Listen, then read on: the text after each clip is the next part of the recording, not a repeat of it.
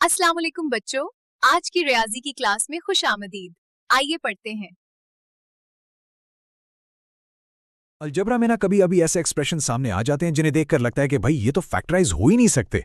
लेकिन अगर मैं कहूं कि एक बड़ी जबरदस्त सिर्फ 2 कदमों वाली तरकीब है जो इन्हें भी हल कर सकती है, चले आज इसी तरकीब को समझते हैं। तो हमारे सामने मसला है 4x raise to the power 4 plus 81y raise to the power 4। अब सवाल यह है कि इसे फैक्टराइज करें। तो करें कैसे? देखें, पहली नज़र में तो ये a square minus B square वाला फार्मूला भी नहीं लग रहा और ना ही ये कोई सीधा साधा ट्राइनोमियल है। तो फिर इसका हल क्या है? तो समझें कि ये कोई आम सवाल नहीं है, बल्कि ये एक पहेली है। और इस पहेली को सुलझाने के लिए ना हमें थोड़ा हट के सोचना पड़ेगा, क्योंकि जो हमारे आजमाए हुए तरीके हैं वो यहाँ काम नहीं आने वाले। पहली नज़र में तो बिल्कुल यही लगता है कि भाई यहाँ आकर बात फंस गई है, ये किसी भी जाने पहचाने फैक्टरिंग पैटर्न में फिट ही नहीं हो रहा। तो क्या इसका मतलब यह है कि ये फैक्टराइज हो ही नहीं सकता? नहीं, बिल्कुल नहीं। बस हमें इसे देखने का अपना जाविया बदलना है। और यहीं से हमारा पहला कदम शुरू होता है, स्क्वायर को मुकम्मल करना, यानी कंप्लीटिंग द स्क्वायर।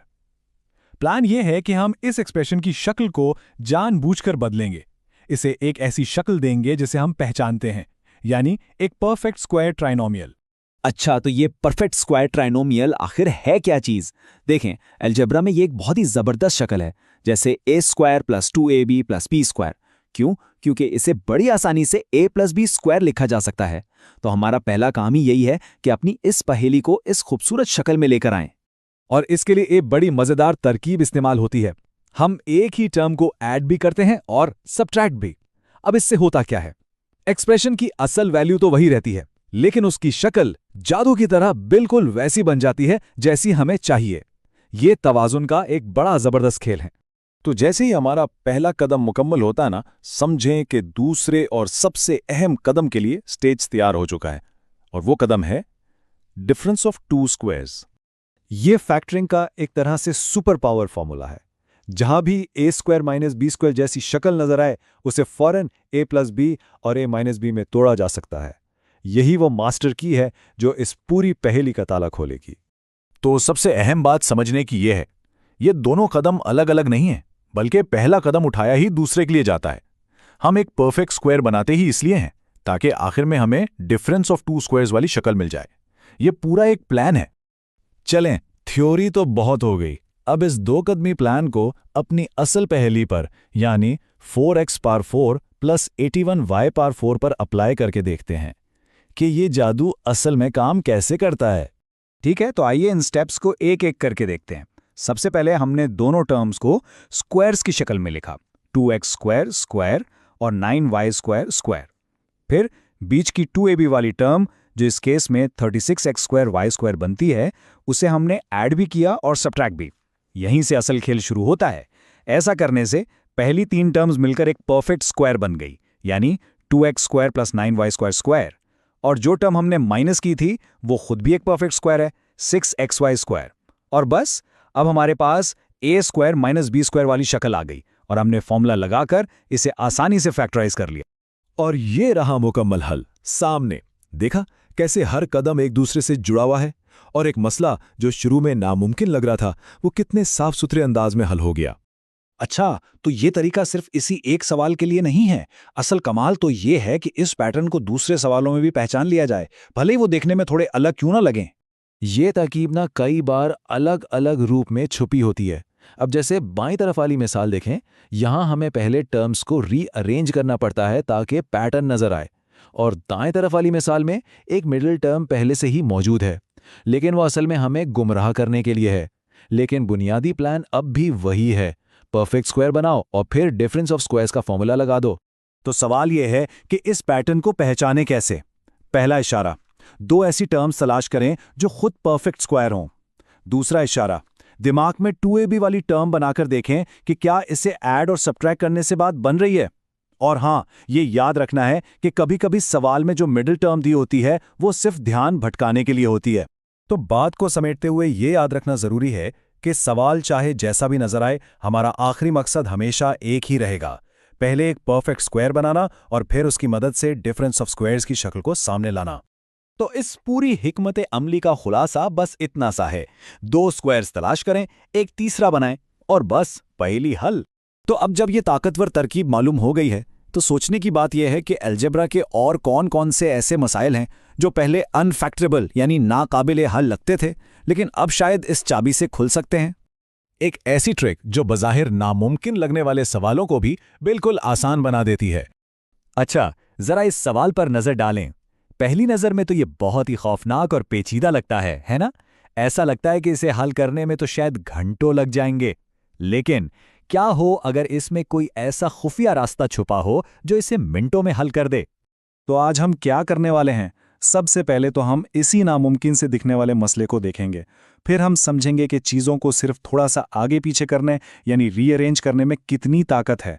इसके बाद एक बहुत ही मज़ेदार तकनीक सीखेंगे जिसे हम निकनेम टेक्निक कहेंगे। फिर देखेंगे कि ये काम कैसे करती है और आखिर में ये भी जानेंगे कि अगर पैटर्न थोड़ा बदल जाए तो फिर क्या करना है। चलें फिर शुरू करते हैं। हमारा नुक्ता आगाज़ वही पेचीदा सा मसला है जिसने हमें शुरू में थोड़ा परेशान कर दिया था। अब देखें, एक तरीका तो ये है कि इन तमाम ब्रैकेट्स को एक एक करके ज़र्ब देना शुरू कर दें। लेकिन सच पूछें तो ये बहुत ही लंबा और थका देने वाला काम होगा। इससे कहीं बेहतर और होशियारी का तरीका यह है कि हम सीधा ज़र्ब देने के बजाय इसमें छुपे हुए एक पैटर्न को तलाश करें। तो पहला कदम क्या है? ये हैरत अंगेज तौर पर बहुत आसान लेकिन इंतहाई अहम है।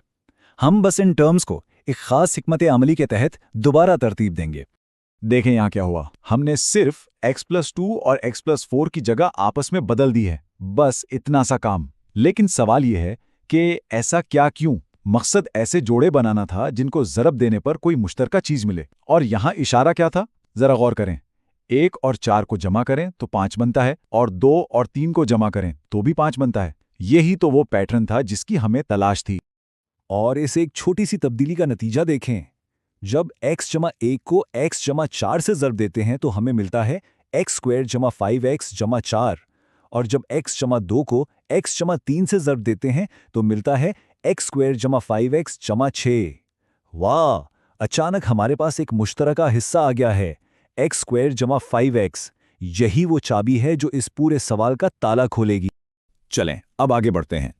अब हम अपनी सबसे ताकतवर टेक्निक इस्तेमाल करने वाले हैं, जिसे कहते हैं सब्स्टिट्यूशन यानी मुतबादिल। यूं समझें कि हम इस पेचीदा से हिस्से x² + 5x को एक आसान सा निकनेम या उर्फी नाम दे रहे हैं। तो बुनियादी आइडिया बहुत सादा है। जब भी कोई लंबा पेचीदा हिस्सा बार बार आए तो उसे आर्जी तौर पर एक आसान सा नाम दे दो। इससे पूरी इक्वेशन एकदम साफ सुथरी और मैनेजेबल लगने लगती है। और ये देखें, जादू! जैसे ही हमने x² + 5x की जगह y रखा, हमारा वो खौफनाक नजर आने वाला मसला एक इंतहाई सादा सी क्वाड्रेटिक इक्वेशन में बदल गया। y+4 ज़र्ब y+6 = 1। अब इसे तो कोई भी आसानी से हल कर सकता है। यही तो इस टेक्निक की खूबसूरती है। अच्छा, तो आप जब के बुनियादी आइडिया समझ आ गया है तो चलें इस नए टूल को इस्तेमाल करते हुए इस मसले को आखिर तक हल करते हैं। तो ये पूरा प्रोसेस बस इन 5 आसान स्टेप्स में हो जाता है। सबसे पहले रीअरेंज करके सही जोड़े बनाएं, फिर इन जोड़ों को मल्टीप्लाई करें। तीसरे स्टेप में जो कॉमन हिस्सा है उसे पहचानकर इसका नाम y रख दें।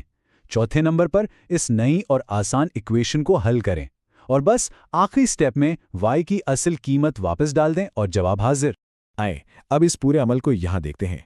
जब हमने y रखा तो हमें मिला y+4 ज़र्ब y+6 = 1। ठीक है, अब ब्रैकेट खोलें तो ये बनता है y² + 10y+24 और वो आखिर वाला +1 भी है, इसे भी शामिल कर लें तो ये बन गया y² + 10y+25।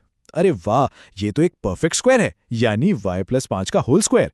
अब आखिरी और सबसे अहम कदम, हम y की असल कीमत यानी x² + 5x वापस रख देते हैं। तो हमारा फाइनल जवाब है x² + 5x + 5 का होल स्क्वायर। देखा कितनी आसानी से हो गया। जबरदस्त। लेकिन सवाल ये पैदा होता है कि क्या ये ट्रिक सिर्फ इसी एक सवाल के लिए थी? बिल्कुल नहीं। चलें एक और मिसाल देखते हैं, इस बार कुछ मनफी नंबरों के साथ। यहां भी हमारी स्ट्रैटेजी बिल्कुल वही रहेगी, ऐसे जोड़े तलाश करना जिनका जोड़ एक जैसा हो। अच्छा, इस मिसाल में हम x+2 को x-7 के साथ ग्रुप करेंगे और x-4 को x-1 के साथ। क्यों?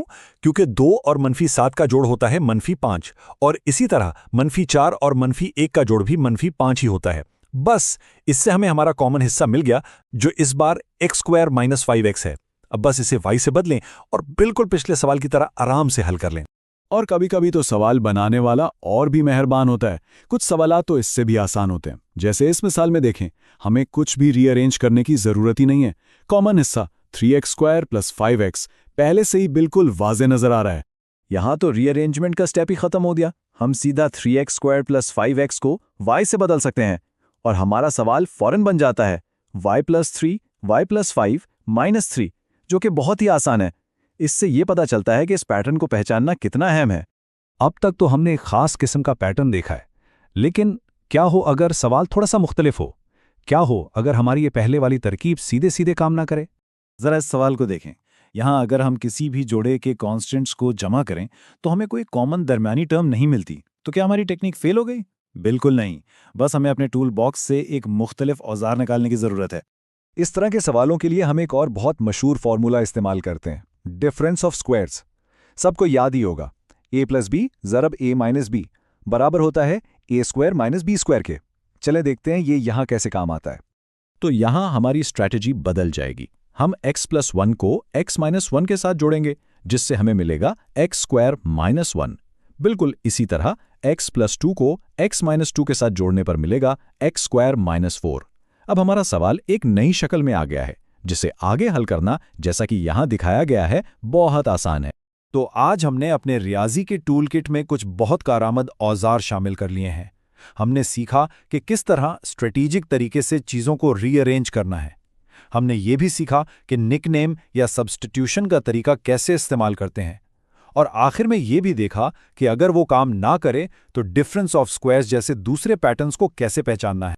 ये वाकई एक बहुत गहरा ख्याल है। जो चीज़ बज़ाहिर बहुत पेचीदा लगती है, वो अक्सर सही ज़ाविये से देखने और सही टूल्स इस्तेमाल करने पर बहुत आसान हो जाती है। तो अगली बार जब कोई मुश्किल सवाल सामने आए तो याद रखिएगा कि शायद इसमें भी कोई ऐसा ही खूबसूरत पैटर्न छिपा हो जो बस दरियाफ्त होने का इंतज़ार कर रहा है। Join us and register now for online transformation.